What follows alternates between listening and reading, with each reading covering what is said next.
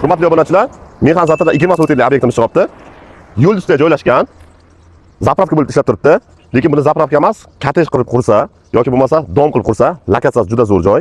Shuni birgalikda arzon qilamiz, ketdik. Uglovoyga joylashgan. Shundagina chiroyli qilib kottejlar qurib olsa ham bo'ladi, yoki bo'lmasa bitta 7 etajli dom qilib qursa, orqasiga plashatkasi bilan juda zo'r lokatsiyada. Hujjatimiz bo'yicha, ana shu kolonka bo'yicha qonuniy turibdi. Mana hujjatlar hozir hammasi joyiga ekan, hujjatlarni ham tekshirib ko'rib oldik. Ikkita hujjat bo'lgan ekan. Bittasi 12 sutiga, bittasi 8 sutiga. Yoki bo'lmasa zapravka ishlataman desangiz, zapravka ishlatib biznes qilib o'rsangiz ham bo'ladi. Yerda narxi bu yoqqa kundan-kun oshyapti. Razmeri bunaqasi 65, bunaqasi 35 razmeri o'lchab ko'rdik. Zapravkaning operator xonasi. Qiziqqanlar bo'lsa, yengilgina obzorcha. Tak, bu yerda bitta xonamiz. Bu yoqqa rahbarning xonasi ekan.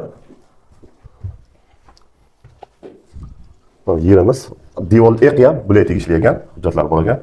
Kuchimiz borligi uchun mana kira olmadik. Orqasi ham zapravkaga tegishli. Biz ko'rib 20 sotiyda общий. Aka mana hujjatlaringiz 20 sotiylik ko'rdik, joylaringizni ko'rdik, lokatsiyasi yaxshi ekan. Narxi nechi pul? Kelishlar kelsa, shular narxga beramiz xulosa. Qarang, mana mashina, kvartira bor bo'lsa ham hisoblab olasiz magar. Kelishtirib beraverasiz.